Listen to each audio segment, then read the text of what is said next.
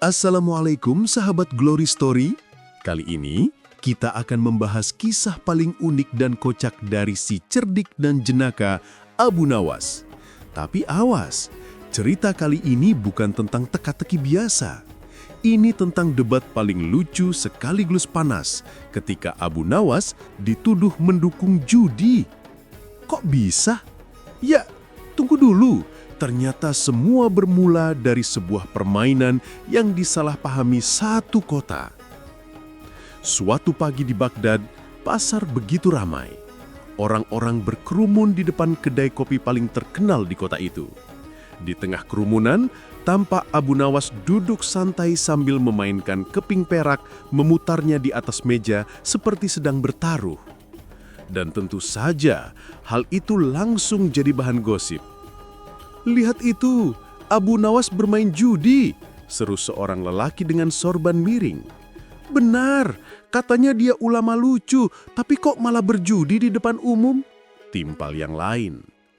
Kabar itu menyebar secepat angin. Dalam hitungan jam, berita sampai ke telinga seorang ulama Wahabi yang baru datang dari luar kota, terkenal sangat ketat terhadap hukum. Ia pun marah besar. "Masya Allah, judi itu haram. Aku harus menegur orang itu," katanya dengan nada tegas. Tak butuh waktu lama, ulama itu pun datang ke kedai. Begitu sampai, ia melihat Abu Nawas tertawa lepas bersama teman-temannya sambil menatap 2 koin di atas meja. "Assalamualaikum," serunya dengan wajah serius. "Waalaikumsalam," jawab Abu Nawas dengan senyum yang terlalu tenang untuk orang yang dituduh berdosa. "Apakah engkau sedang berjudi, wahai Abu Nawas?" tanya sang ulama. Abu Nawas menatapnya dengan alis terangkat. "Bermain? Iya. Judi? Belum tentu." Jawaban itu membuat semua orang terdiam, bahkan angin pun seolah menahan nafas. Sang ulama mulai kesal. "Jangan bermain kata, Abu Nawas. Semua orang di sini melihatmu bertaruh." Abu Nawas tersenyum lebar. "Bertaruh? Kalau begitu, bolehkah saya bertanya satu hal, Tuan Ulama?" "Tentu, tapi jawab pertanyaanku dulu. Apakah ini judi?" "Sabar," kata Abu Nawas. "Karena sebelum menjawab, saya harus tahu dulu. Apakah engkau pernah tertawa karena kalah?" Ulama itu tertegun.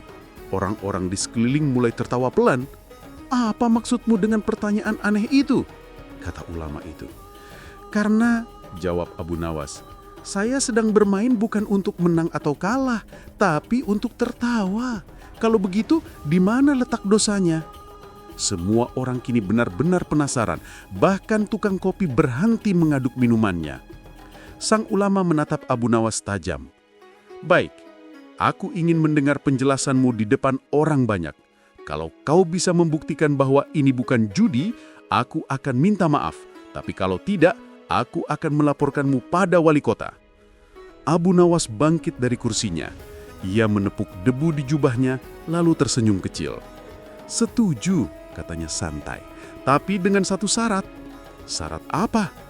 "Kalau Abu berhasil membuatmu tertawa tanpa bertaruh, maka engkau yang akan mentraktir kopi seluruh orang di sini." Kerumunan meledak dengan tawa. Sang ulama terperangah, tapi karena gengsi ia mengangguk. "Baik, aku terima tantanganmu." Abu Nawas mendekat, menatap mata sang ulama dengan senyum penuh rahasia. "Kalau begitu," katanya pelan, "debat ini baru saja dimulai. Tapi sebelum aku menjelaskan, aku ingin kau jawab dulu. Apakah setiap permainan yang membuat orang bahagia bisa disebut dosa?" Suasana hening, semua orang menatap ke arah ulama itu. Dan disinilah kisah ini benar-benar dimulai. Sebuah debat antara logika, tawa, dan keimanan. Jadi, jangan kemana-mana sahabat Glory Story, karena Abu Nawas akan menunjukkan cara paling tak terduga untuk membalikkan tuduhan judi menjadi pelajaran moral yang menokok tapi bikin ngakak.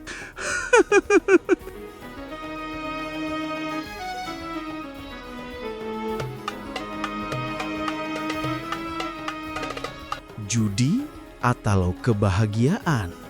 Suasana kedai kopi Baghdad semakin ramai. Semua orang berhenti dari obrolan mereka, Bahkan unta di luar pun seperti ikut diam, menunggu apa yang akan terjadi antara Abu Nawas dan ulama Wahabi yang wajahnya kini memerah karena penasaran dan sedikit kesal. "Baik Abu Nawas," kata sang ulama dengan suara berat. "Kau bertanya apakah permainan yang membuat orang bahagia bisa disebut dosa? Jawabannya tergantung niat dan perbuatannya. Kalau itu membuat lalai dan mengandung taruhan, maka jelas haram." Abu Nawas kesenyum tipis. Ia duduk kembali, mengelus jenggotnya sambil berkata, Menarik. Jadi dosa itu muncul dari niat dan akibatnya ya?" "Tentu saja," jawab ulama itu mantap. "Kalau begitu," lanjut Abu Nawas santai, "apakah tertawa karena kebahagiaan bisa membuat dosa?" Ulama itu mulai gelisah. "Tentu tidak, asal tidak disertai hal yang diharamkan." "Baik," kata Abu Nawas sambil menunjuk meja. "Sekarang, lihat meja ini. Aku hanya memutar koin dan teman-temanku menebak sisi mana yang jatuh. Yang kalah menertawakan diri sendiri. Tidak ada yang menang, tidak ada yang rugi, tidak ada uang berpindah tangan, tapi kami semua tertawa. Jadi, di mana dosanya?" Kerumunan yang mendengarkan langsung tertawa pelan. Ulama itu mengerutkan kening. "Tapi bentuknya mirip taruhan." Kalau begitu, apakah semua yang mirip dosa juga dosa?" Pertanyaan itu membuat sang ulama terdiam beberapa detik. Abu Nawas melanjutkan, "Misalnya, seorang suami menggoda istrinya di pasar dan orang mengira dia menggoda wanita lain. Apakah dia berdosa hanya karena orang lain salah faham?" Kerumunan kembali meledak tertawa. Sang ulama mulai kehilangan arah logika. Tapi Abu Nawas belum selesai. "Kau bilang aku berjudi karena ada koin dan tebakan. Kalau begitu, anak-anak yang bermain suit untuk menentukan siapa yang mandi dulu, apakah mereka juga berjudi?" Ulama itu semakin bingung. "Tidak, tapi itu hanya permainan anak-anak." "Lalu, kami yang sudah dewasa tak boleh tertawa seperti anak-anak?" tanya Abu Nawas dengan wajah polos. Tawa orang-orang semakin keras, bahkan tukang kopi sampai menutupi mulutnya dengan sorban. Sang ulama menatap tajam. "Kau pandai bermain kata Abu Nawas, tapi jelas bahwa judi itu haram." "Tentu saja," kata Abu Nawas cepat. "Aku pun sepakat. Tapi yang aku ingin tahu, kapan sesuatu disebut judi? Saat ada tawa atau saat ada keserakahan?" Kata-kata itu membuat orang-orang terdiam. Kini bukan hanya lucu, tapi juga dalam. Abu Nawas berdiri pelan. "Aku tahu, wahai ulama, engkau membenci judi karena itu menjerumuskan. Tapi aku justru ingin menunjukkan sesuatu." Ia mengeluarkan 2 koin perak dari sakunya dan meletakkannya di meja. "Ini bukan alat untuk berjudi. Ini cermin untuk melihat hati." Sang ulama tampak heran. "Apa maksudmu?" Abu Nawas bersenyum. "Kalau aku memutar koin ini, lalu engkau berharap ia jatuh di sisi tertentu demi merasa benar, maka engkau sedang berjudi dengan hatimu sendiri." Kerumunan menjadi hening.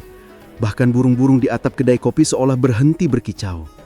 "Sedangkan aku memutar koin hanya untuk mengingat bahwa dunia ini berputar seperti nasib. Kadang menang, kadang kalah, tapi semua atas izin Allah." Beberapa orang langsung mengangguk pelan, mulai memahami arah ucapan Abu Nawas. Tapi sang ulama masih ingin membantah. "Kalau begitu, bagaimana dengan orang yang benar-benar bermain taruhan uang?" tanyanya dengan nada menantang. Abu Nawas mensenyum lebar. "Nah, itu dia. Kau baru saja menyiapkan panggung untuk pelajaran berikutnya." Ia menatap ke arah kerumunan lalu berucap lantang. "Kalau judi itu dosa karena mengambil hak orang lain tanpa usaha, maka mari kita lihat siapa yang paling banyak berjudi tanpa sadar di dunia ini." Sang ulama bingung. "Apa maksudmu?" Abu Nawas mendekat, menatapnya dengan tatapan tajam, tapi santai. "Bersiaplah wahai ulama, karena di bab berikutnya, aku akan tunjukkan bahwa banyak orang berjudi tanpa koin dan tanpa meja, tapi setiap hari mereka melakukannya tanpa sadar." Kerumunan langsung bersorak penasaran. Sang ulama menatap tajam, tapi dalam hatinya mulai bertanya-tanya. Judi tanpa meja? Apa maksud orang ini? Dan Abu Nawas dengan gaya khasnya hanya tersenyum kecil sambil berkata, "Sabar, nanti juga kau paham. Tapi jangan lupa, traktiran kopinya masih berlaku. Kafe, emoji."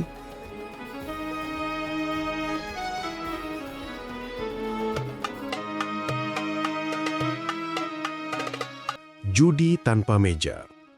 Kedai kopi Baghdad kini seperti arena debat yang ramai. Setiap orang menatap Abu Nawas dan sang ulama dengan antusias, seolah menonton pertandingan akal dan iman. Tapi kali ini, Abu Nawas bukan sekedar ingin lucu. Tatapannya tajam, suaranya tenang namun penuh makna. "Baik, wahai ulama," kata Abu Nawas sambil memutar koin di jarinya. "Kau bilang berjudi itu dosa karena orang mengambil sesuatu tanpa hak, tanpa usaha hanya berharap keberuntungan." "Itu benar," jawab ulama itu tegas. "Kalau begitu," lanjut Abu Nawas, "ada banyak orang di dunia ini yang berjudi setiap hari tanpa menyadarinya." Kerumunan menatap penasaran. "Siapa mereka?" tanya ulama itu dengan nada menantang.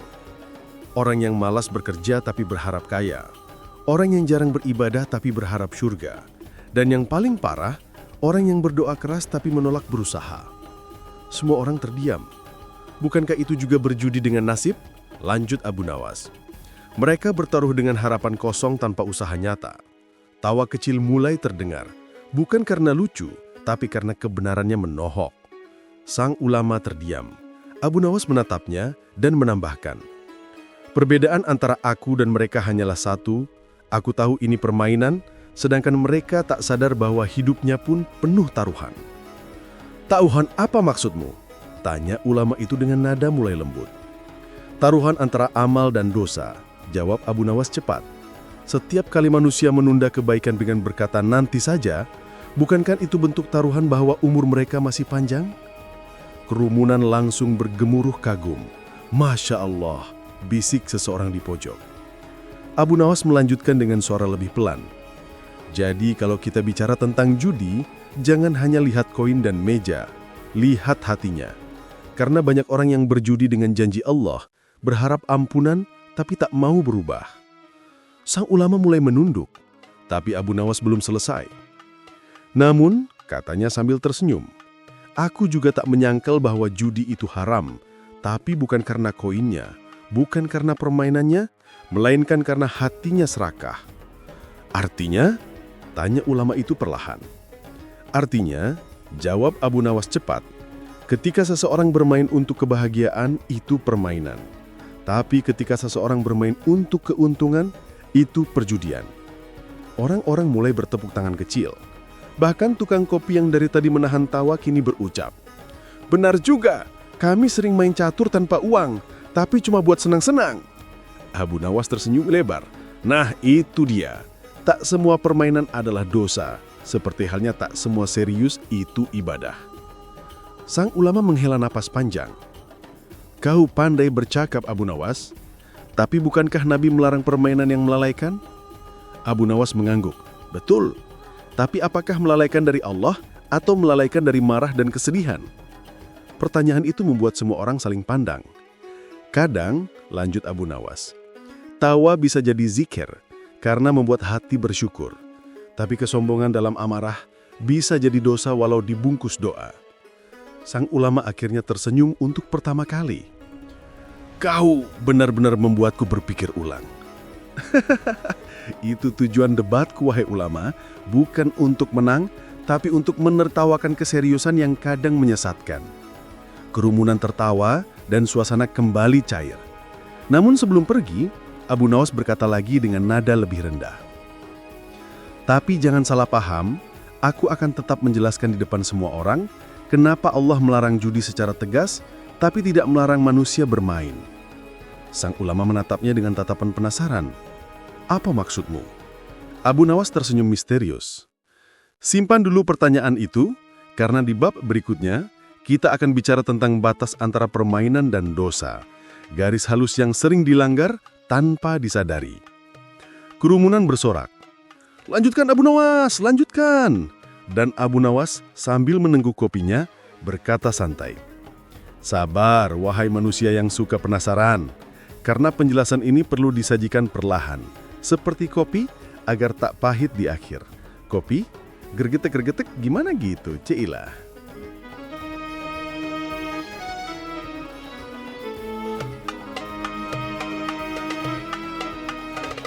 Antara main dan dosa. Kerumunan di kedai kopi Baghdad semakin ramai.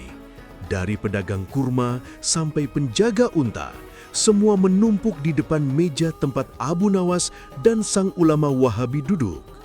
Bahkan aroma kopi yang biasanya menguap semerbak, kini kalah dengan aroma penasaran dari puluhan telinga yang ingin tahu bagaimana si cerdik Abu Nawas akan menjelaskan batas antara bermain dan berdosa. Abu Nawas menyesap kopinya pelan, lalu berkata, wahai ulama, manusia ini kadang aneh. Mereka bisa berdebat panjang tentang apa yang haram, tapi lupa bahwa Allah melarang bukan untuk membenci, melainkan untuk melindungi. Ulama itu mengerutkan kening. Maksudmu, larangan judi itu bentuk kasih sayang? Tepat sekali, jawab Abu Nawas cepat. Bayangkan kalau semua orang main taruhan setiap hari. Orang miskin makin miskin, orang kaya makin serakah. Dunia jadi ladang kecewa, bukan kebahagiaan. Orang-orang mengangguk. Beberapa bahkan berucap, benar juga ya.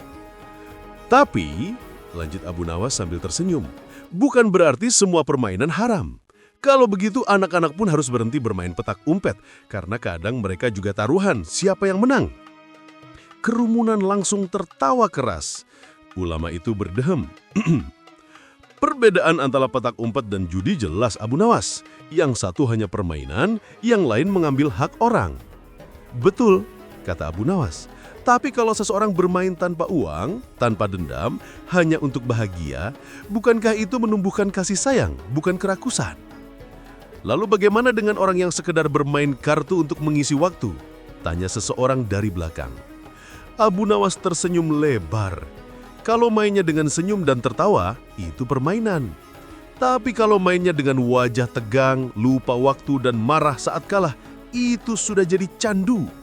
Orang-orang tertawa lagi, tapi Abu Nawas masih tenang. Suaranya kini terdengar lebih dalam. Wahai sahabat-sahabatku, semua dosa itu bermula bukan dari perbuatan, tapi dari niat yang salah. Bahkan kebaikan pun bisa jadi dosa kalau niatnya ria.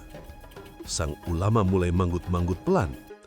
Jadi, kau ingin berkata, yang membedakan judi dengan permainan adalah hatinya. Benar sekali, seru Abu Nawas sambil menepuk meja. Hati yang serakah, walau tidak memegang kartu pun bisa jadi berjudi. Ia menatap langit-langit kedai, lalu berkata pelan, aku pernah melihat seorang pria berzikir keras setiap malam, tapi bukan karena cinta pada Allah. Ia berzikir karena ingin kaya. Bukankah itu juga taruhan, tapi dengan pakaian ibadah? Ulama itu tertegun. Masya Allah, gumam seseorang di belakang. Abu Nawas melanjutkan, Allah tidak melarang manusia bermain. Allah hanya melarang manusia mempermainkan rizki dan nasib orang lain. Ia menatap ke arah sang ulama. Judi itu bukan tentang koin, tapi tentang niat. Saat kau berharap mendapat sesuatu dengan cara paling mudah, itulah saat kau melempar dadu pada takdir. Sang ulama akhirnya tersenyum lemah. Aku paham maksudmu, Abu Nawas. Tapi bagaimana caranya agar manusia tahu kapan mereka bermain secara halal dan kapan mereka mulai berdosa? Abu Nawas meneguk sisa kopinya, lalu menjawab pelan. Lihat cermin hatimu. Jika kau bermain dan masih bisa berhenti, itu hiburan. Tapi kalau kau bermain dan tak bisa berhenti, bahkan melupakan waktu, keluarga, dan ibadah, maka permainan itu sudah menjadi tuanmu. Kerumunan langsung hening. Tak ada yang bicara. Bahkan suara sendok yang mengaduk gula pun terasa nyaring. Abu Nawas meletakkan cangkirnya, menatap seluruh orang di kedai itu. Karena sejatinya bukan manusia yang menciptakan dosa. Dosa lahir ketika manusia melupakan siapa dirinya. Beberapa orang menunduk. Sang ulama memejamkan mata sejenak, seperti sedang merenung dalam-dalam. Lalu Abu Nawas tersenyum kecil. Tapi jangan tegang begitu, wahai sahabat. Aku belum selesai. Karena sebenarnya dalam hidup ini, ada satu jenis judi yang justru Allah perintahkan untuk dilakukan. Seketika suasana ramai kembali. Apa maksudmu, Abu Nawas? Judi yang diperintahkan Allah. Astaghfirullah. Abu Nawas hanya tertawa pelan. Tenang, bukan seperti yang kalian pikir. Tapi kalau kalian ingin tahu, dengarkan baik-baik. Karena bab selanjutnya akan membuka mata kalian semua tentang taruhan yang justru mendatangkan pahala, bukan dosa. Kerumunan serentak bersorak. Lanjutkan, Abu Nawas, cepat ceritakan. Abu Nawas berdiri, menepuk tangan pelan. Baiklah, tapi aku butuh kopi 1 teko lagi, karena penjelasan ini akan lebih panas dari air mendidih.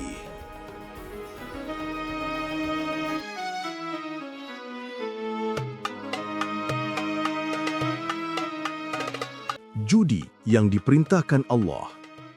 Kedai kopi Baghdad sudah penuh sesak.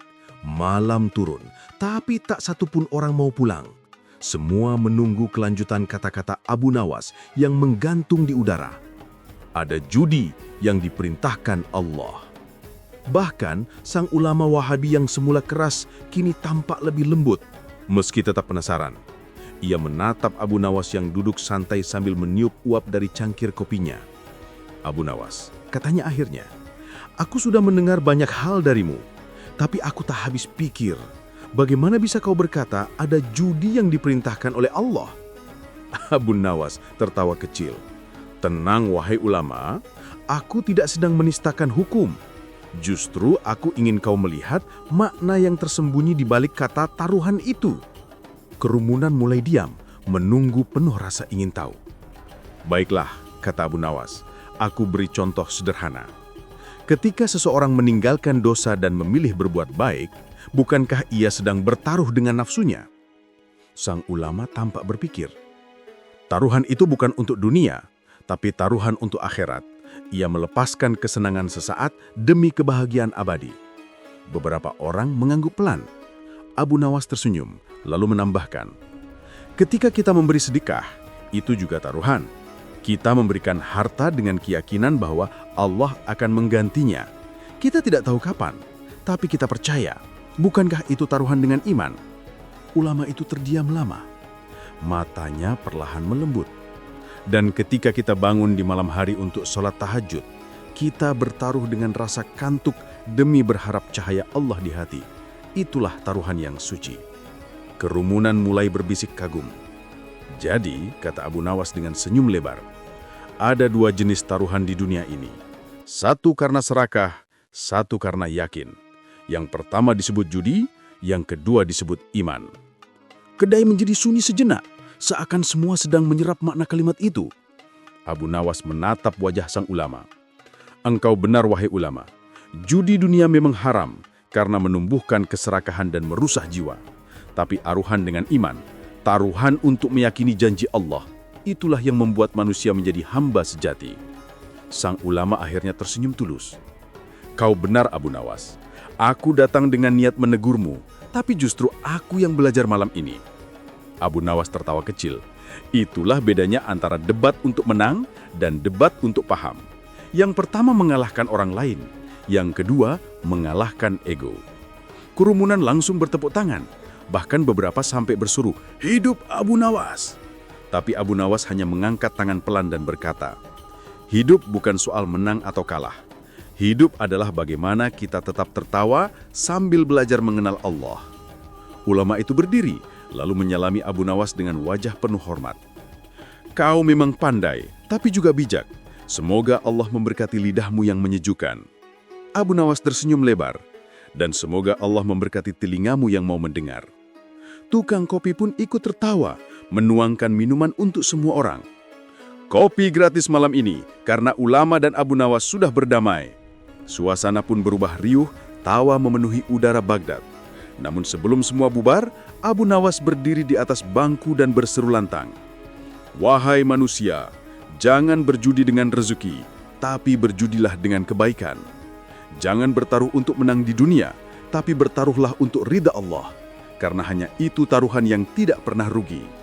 Sorak-sorai dan takbir bergema.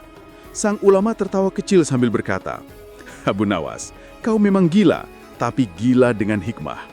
Abu Nawas menjawab sambil tertawa, lebih baik gila karena bijak daripada waras tapi suka menghakimi. Takwa pun pecah, mengakhiri malam dengan hangat. Dan seperti biasa, Baghdad kembali damai dengan satu pelajaran baru yang berputar di antara cangkir kopi dan hati manusia. Dosa bukan pada permainannya, tapi pada niat yang menjeratnya. Dan kebaikan bukan pada pakaian, tapi pada hati yang menyadarinya. Kalau kisah ini membuatmu tertawa dan berpikir, jangan lupa, hidup ini juga permainan, tapi pastikan mainnya dengan hati.